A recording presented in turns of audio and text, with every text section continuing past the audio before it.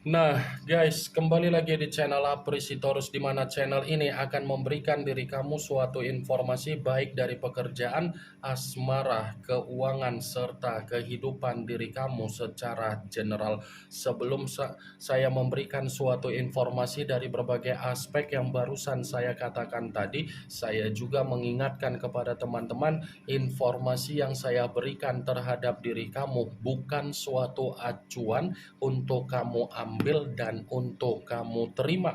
Saya hanya bisa memberikan diri kamu suatu informasi berdasarkan kartu yang saya pegang ini. Diri kamu hanya bisa berencana terhadap kehidupan kamu, akan tetapi di balik dari informasi dan perencanaan tersebut, lagi-lagi yang menentukan adalah Sang Pencipta.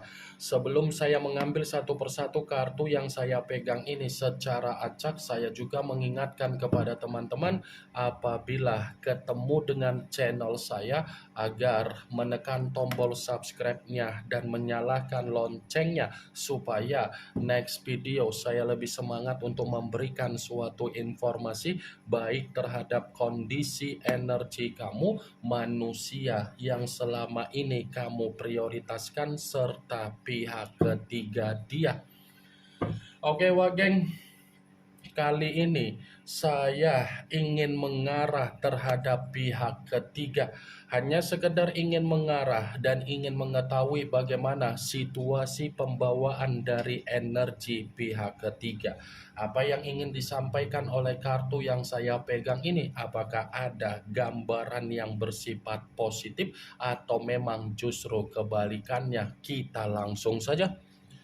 Saya akan mengambil beberapa kartu, di mana kartu yang akan saya ambil nanti bisa saja bersifat resonate, bisa saja tidak bersifat resonate. Semuanya saya kembalikan terhadap pola pemikiran kamu, semuanya saya kembalikan terhadap energi yang kamu miliki untuk saat ini.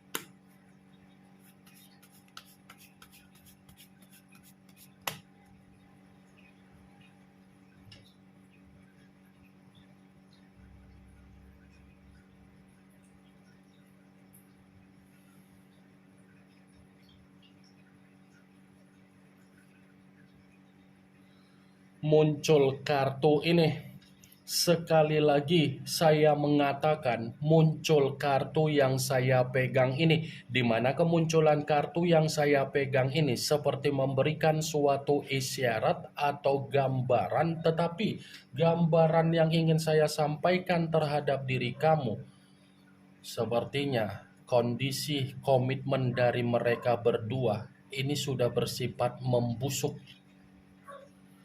Bukan hanya membusuk, tetapi situasi komitmen itu pun sudah tidak ada kejelasan. Bukan hanya ketidakjelasan, sepertinya pihak ketiga ini tidak lagi menerima apa yang menjadi pembaharuan yang dimiliki oleh manusia itu, agar manusia itu memberikan apa yang menjadi kepentingan dari pihak ketiga. Berarti awalnya saja pihak ketiga ini mendapatkan yang namanya kebahagiaan, mendapatkan apa yang namanya kenikmatan secara keuangan di dalam kehidupan. Kartu pertama yang saya pegang ini adalah kartu Judgment, yang selalu saya katakan sebagai kartu yang berbicara dalam bentuk pembaharuan, tetapi yang saya sampaikan situasi pembusukan. Muncul kartu Nine of Swords, yang dimana kemunculan kartu ini berbicara secara pedang, tetapi pedang tersebut terdiri dari 9 pedang. Kalau seandainya saya mencoba untuk menarik satu pedang dari ke-9 pedang tersebut, satu pedang yang saya tarik ini, coba kamu perhatikan bagaimana situasi gambarnya. Coba kamu perhatikan bagaimana situasi gambarnya. Seseorang yang tertidur tetapi kondisinya stres, depresi, ada ancaman, penuh dengan penyesalan, penuh dengan rasa ketakutan.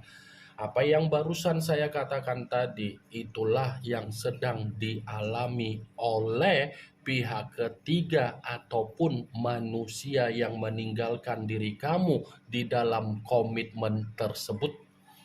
Pantas kartu pertama berbicara secara pembusukan. Ternyata pembusukan itu dibenarkan oleh kartu ini. Nine of Swords. Kondisi komitmen yang mereka berdua jalankan sudah benar-benar ada beban dan ada kesetresan. Muncul kartu The Fool, yang dimana kemunculan kartu ini selalu saya katakan sebagai kartu yang berbicara banyak arti, tetapi saya mencoba untuk menarik dari kata kebodohan. Kebodohan dalam arti apa? Kartu ini lebih mendominasi terhadap manusia yang sudah meninggalkan diri kamu. Karena ketika manusia itu mengenal apa yang menjadi kehadiran pihak ketiga sebenarnya hanya memanfaatkan dan menjadikan manusia itu sebagai jembatan untuk memperoleh keuntungan.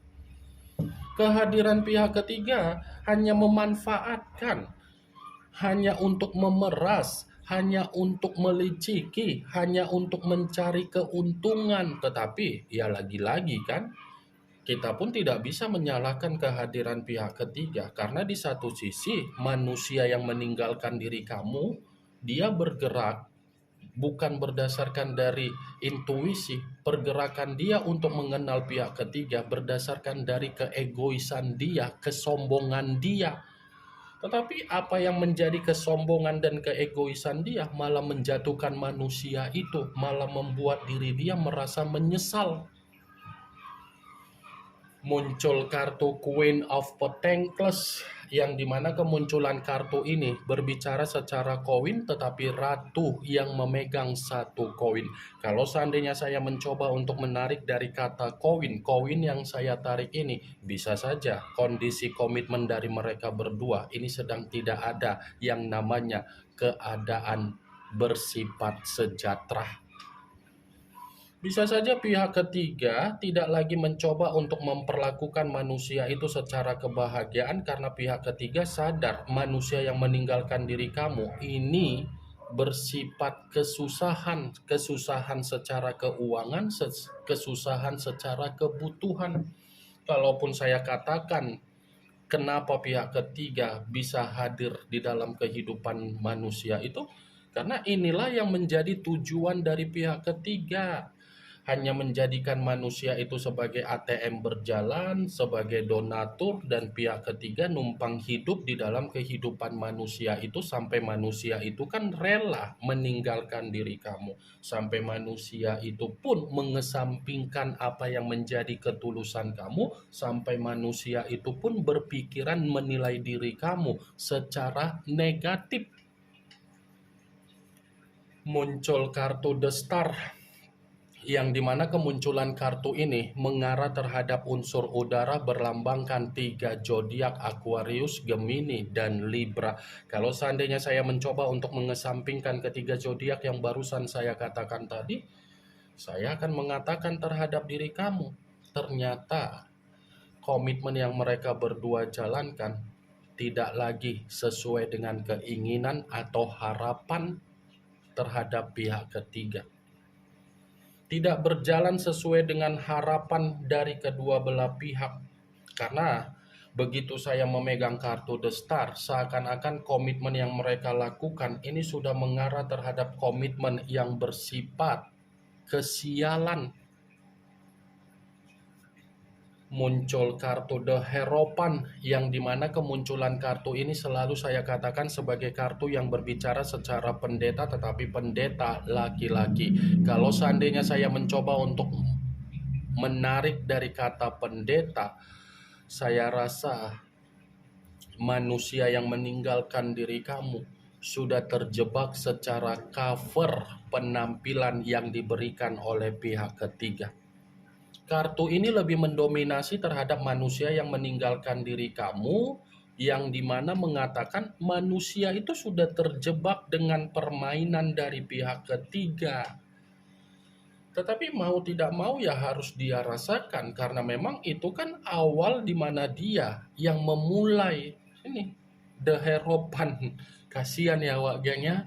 Awalnya dia mempercayai pihak ketiga, tetapi semakin lama, semakin di tengah-tengah situasi dia sadar,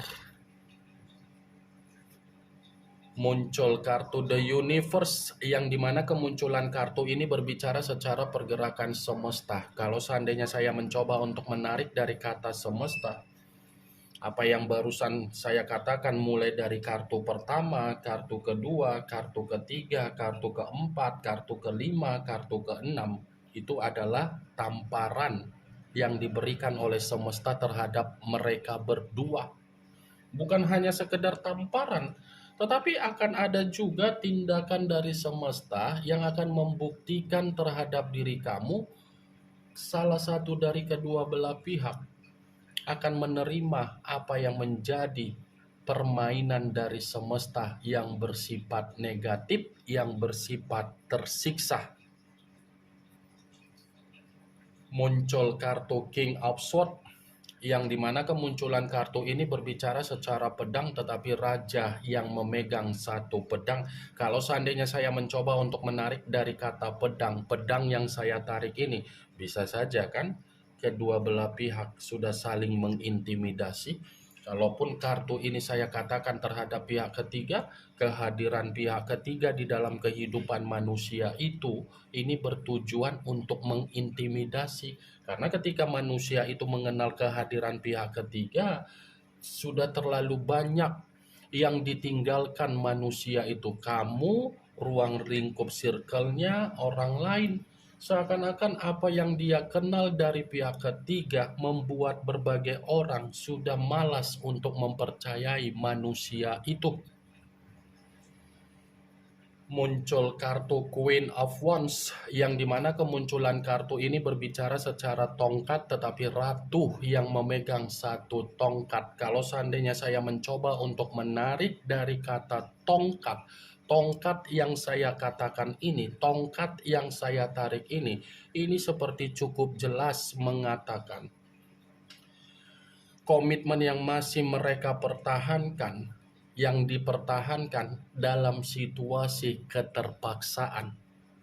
Karena kalau pihak ketiga meninggalkan manusia itu, pihak ketiga kan tidak lagi mendapatkan keuntungan. Makanya pihak ketiga mau tidak mau berusaha untuk mempertahankan diri sendiri karena memang ada sesuatu hal yang masih dia cari. Kalaupun saya katakan kartu Queen of Wands ini terhadap manusia yang sudah meninggalkan diri kamu, ya bisa saja manusia itu menerima apa yang menjadi pengalaman dan sisi trauma dia. Dia sadar kondisi dia hanya mendapatkan apa yang menjadi sisi trauma dan pengalaman yang bersifat buruk. Tetapi apa yang menjadi kesadaran dia tidak mungkin membuat diri dia gampang untuk melepaskan komitmen itu. Karena apa? Tadi sudah keluar kartu The Hierophant yang dimana saya tadi mengatakan kartu yang berbicara secara spiritual. Bisa saja kan pihak ketiga mengendalikan manusia itu secara spiritual. Nih, Queen of Wands, ingat Wak Geng, saya memang mengatakan ingin mengarah terhadap pihak ketiga. Tetapi bisa saja posisi energi di dalam kartu yang saya pegang ini, posisi energi tersebut ketukar yang dimana manusia itu menjadi pihak ketiga di dalam hubungan orang lain.